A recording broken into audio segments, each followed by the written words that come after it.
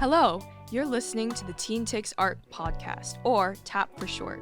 Here on TAP, we explore how teens and young people are engaging with music. What's the context that drives our local Seattle music scene?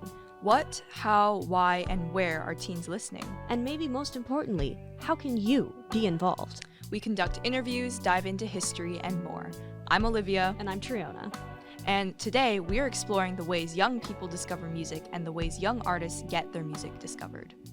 So, Triona, how do you discover new music? I spend a lot of time on Spotify. I try and listen to my Discover Weekly playlist every week. I listen to the radio a lot in the car, driving to school. I definitely get a lot of music suggestions from my family and friends. But I will say a weird thing that I do somewhat frequently actually is going to concerts having no idea what to expect. I came to a concert recently at the Vera Project, which I knew absolutely nothing about any of the artists. And actually last year, I had never listened to Olivia Rodrigo before, other than like what had come up on the radio. And then when she was here, my friend had a ticket to her concert that she ended up not being able to use.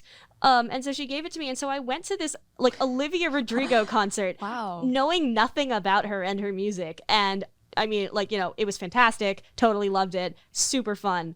But I weirdly frequently have been just showing up to concerts without any expectations at all, and it's been actually a really fun way to find some new music. What about you? How do you find music? I wish I could go to concerts blind and stuff. That sounds like a really fun way to just experience music live, and I'm so jealous about the Olivia Rodrigo thing. Wow, when does that ever happen? Some ways that I discover music are definitely through the internet. I browse a lot of music subreddits, which is really a great resource and kind of underrated, honestly.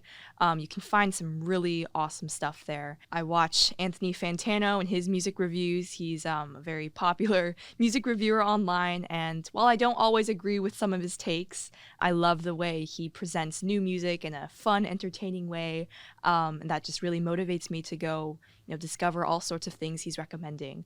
Also, just browsing various music publications online, seeing what Rolling Stone or Pitchfork or NME has to recommend. Definitely the algorithm. I use Apple Music. I love how detailed their recommendations are. I've discovered so many new weird genres through the browse page. They recommend everything from Chinese electronic to Brazilian heavy metal and Japanoise and post-rock. It's just really awesome to discover these sort of niche genres I wouldn't have been able to find otherwise.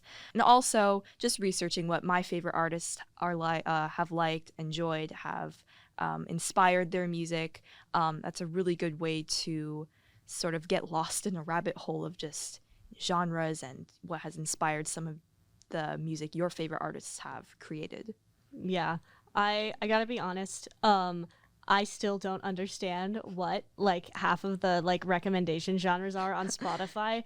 I have so many friends who are like, do you know what egg punk is? I don't know what it is. I've Googled it. It still doesn't make sense. It's a thing. I'm sure that it's a great music genre that lots of people really enjoy. I personally have no clue what that means. And I love that, just discovering the weirdest genres sometimes through algorithms.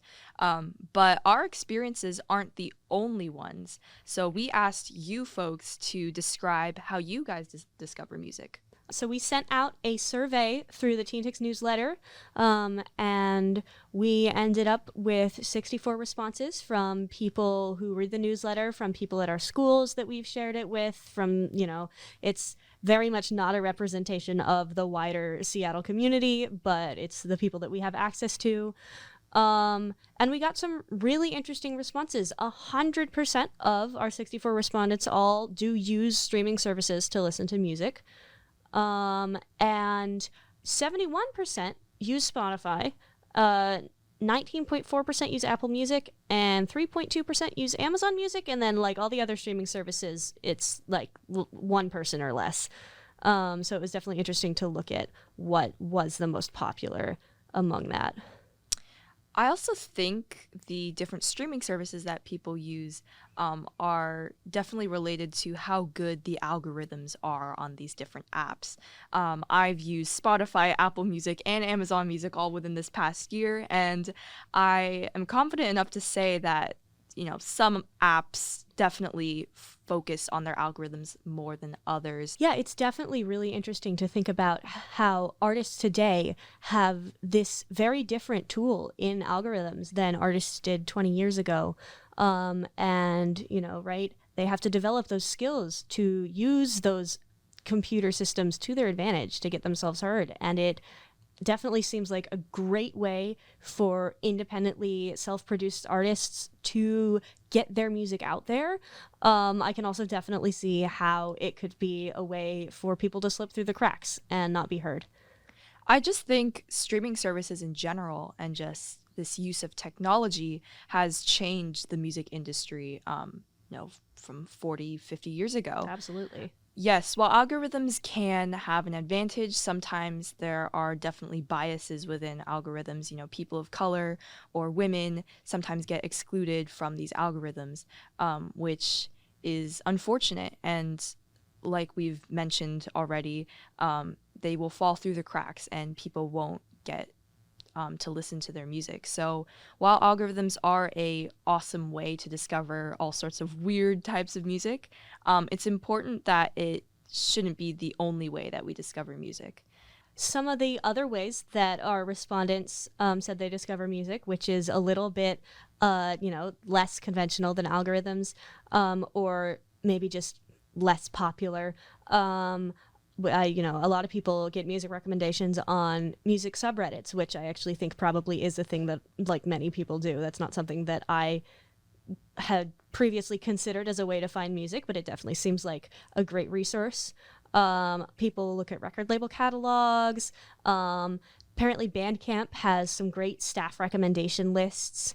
And like you said, talking about researching what your favorite artists, were drawing their inspiration from, that just seems like such an interesting way to trace it back and find things that are similar, but also, you can then even use that to look at like how people interpret that, the ways that things grow out of other things, the progression of pop culture. All of that just seems incredibly fascinating. I'm a nerd, so. Yeah, I definitely think doing that has expanded my musical knowledge and just has broadened it so much and informed me of new genres and artists out there that I might have not even, discovered through algorithms or just using a streaming service. So while streaming services and algorithms are very convenient for us to discover music, there are definitely more ways that we have just discussed to discover music, but algorithms in the 21st century definitely play a big part of music discovery today. Yeah. So here to talk to us about the artist side of things on algorithms and more is local young R&B musician Ivy 7. Hi, thank you so much for coming on the podcast to talk to us. So could you introduce yourself, tell us a little bit about who you are and what you do, how long you've been making music? Yes, my name is Mezzy. I go by Yo Ivy on Instagram and on YouTube, and I'm 18. I've been making music for a few years now, but I would say that I started taking music more seriously in my later years of high school. I was born in Seattle. What are some challenges that you have come across as a self-produced youth artist, and how did you overcome those challenges? Honestly, my biggest challenge would be consistency. The hardest thing to see is your peers like moving up when you're kind of stuck in the situation where you're busy all the time. Because right now I'm currently in college, so I have a lot of workload, and so it's not very easy for me to just get back into music all the time. And I would say how I overcome that is just honestly dropping whatever I make. Like I don't want to ponder too much on one song, deciding if it's right to release or not. Like if I make it and it's good and it sounds nice, I just drop it. And that's what I've been doing to overcome these hurdles. Honestly, I feel like that is such a necessary thing. Sometimes, like, more people need to be able to just be like, okay, you know what? I need to stop thinking about whether or not it's good and just go for it. And I feel like we would have so much more creativity out in the world if people just did that more often. So I applaud you for that. So how do you, like, distribute your music? I just post my music on YouTube, BandLab, and Spotify. Like I use DistroKid to distribute my music. It's like a independent distributor. Have you had any like challenges with getting your music out there or like discovered? Yeah, I mean, I've had some challenges with people getting into my music and like kind of garnering this fan base. Since I'm a youth artist, like I'm not exactly, I'm not a big icon. Like I'm not like a big singer. Mm-hmm. So I just self-promote myself. Like I just post myself on YouTube and Instagram Shorts and ask people if they like it to share, Yeah. And is that, I mean, those are all like algorithm services. Is that something that you've found works well for you, or has that been more of a hindrance? I would say it's been working well for me. Yeah, that's great to hear. Sometimes algorithms can, exclude or cover up some of these smaller up and coming artists, but it's good to hear that you are having success with that so far. So what are some goals that you have for the future of your music career? Honestly, my biggest goal is just performing. I'm a pretty like anxious person, so performing live is a very hard thing for me to do. But I think my biggest goal would be performing on my own stage for myself. You know what I mean? Yeah. So what advice would you give other young artists wanting to expand their audience or just get out of their head and, let themselves release their music without just spending a very long time thinking about whether or not it's good, or, being able to feel like they have the chance to get to that point where they're performing on their own stage? I think the greatest piece of advice I can give any young artist wanting to expand their audience is just honestly be consistent. Like, there are many people coming out. Like, there's a lot of artists coming out right now.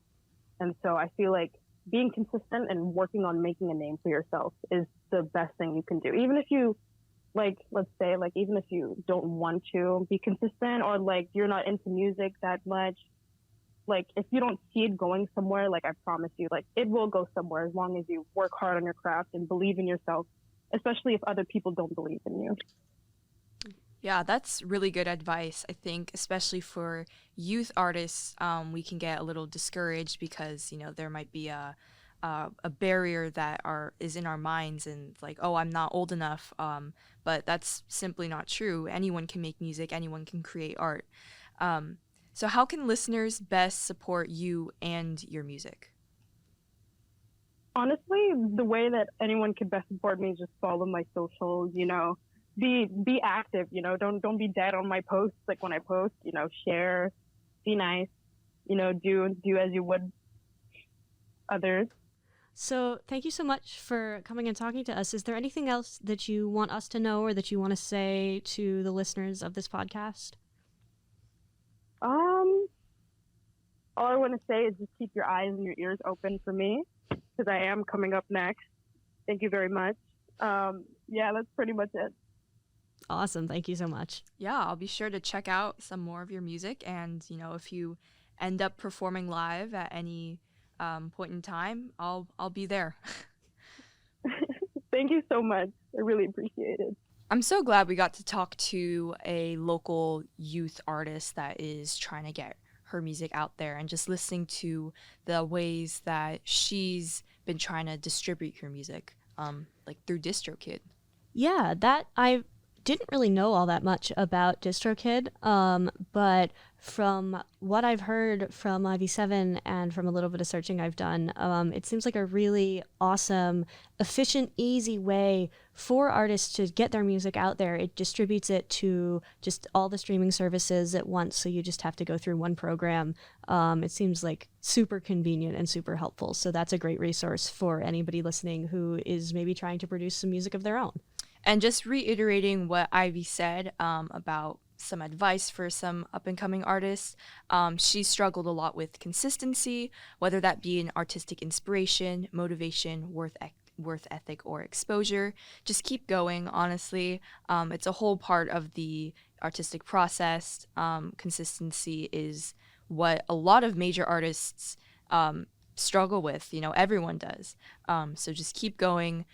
Use your resources, and just don't be afraid to get yourself out there. Yeah. And if you do need to take a break for your own needs, that's also okay. Like, don't be so incredibly stressed about needing to be consistent that you stop taking care of yourself. We all want to hear your music, and being able to stay consistent and inspired is a great way to make sure that you can grow a following, but don't let that take precedence over your mental health or your, needs in whatever else you're doing with your life. We've heard from an artist working to get their music heard. Now for a look at how things work from the executive side, it's Sharlese Metcalf, the afternoon show producer and programming education manager for KEXP. Hello, Sharlese. Could you introduce yourself, tell us a little bit about who you are and what you do?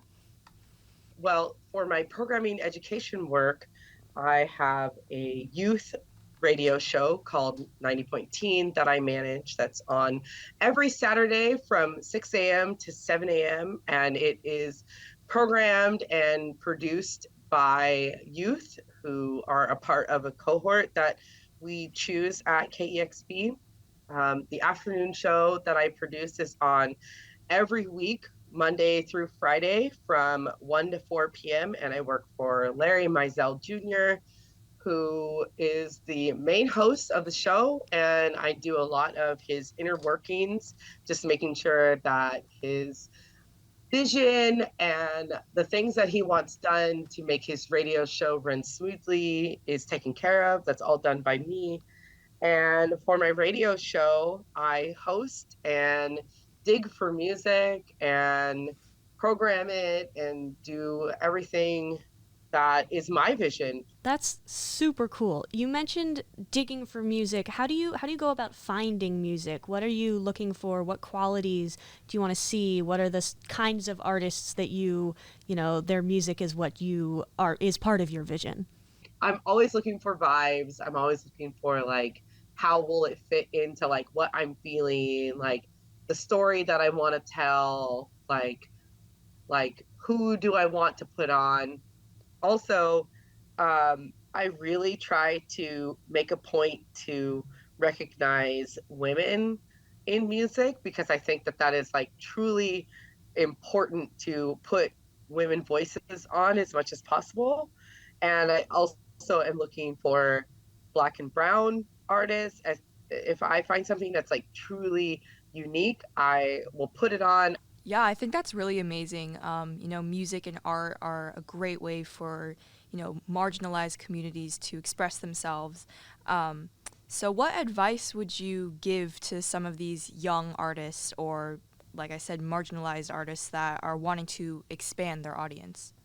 The roadblocks that they might be experiencing, they can overcome because there are a lot of people like me who are looking to talk to youth in arts and to provide, if not opportunity, to provide resources and pathways to get to where you want to be and to help with connection. Thank you. Thank you for being one of those people who is willing to be part of that communication. I know, right, like you were talking about, you've got your youth run program, and then, KEXP in general does a lot with youth, with young people. Can you tell us more about that? Are there any opportunities for some of our listeners? So I would say, we can start at 90.Teen. So 90.Teen is usually a cohort of 8.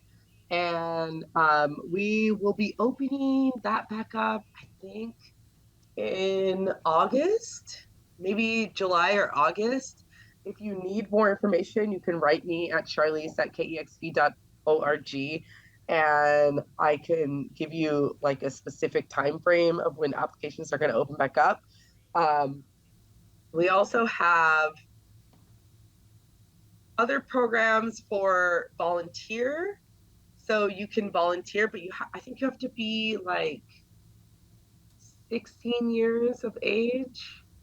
So our volunteer program, and then we also go out and do different panels and workshops. Thank you so much for providing some of those youth opportunities. I think it's really great KEXP wants youth to be involved with music and art and just is a safe place for teens to access those sorts of opportunities. Is there anything else that you would like us to know or that you would like to share? Yes, I love this question so much. One of the things that I really thought about is I think that everyone, if you are interested in anything online, like if you're interested in like any sort of organization or anything, always go to the about section and always go to the contact section. You will learn so much about the organization or the place that you were looking at, and you will also learn how to contact them. And never, ever, ever feel shy or nervous about reaching out to someone and asking a question. Always reach out to people and ask a question. There is nothing wrong with asking a question and finding out more about something. People in my position, like people who work in the music industry, if they see an email that comes from someone, a youth person, like we're pretty likely to answer it and to help you with a path forward. So always don't hesitate on asking questions and hitting up somebody over email.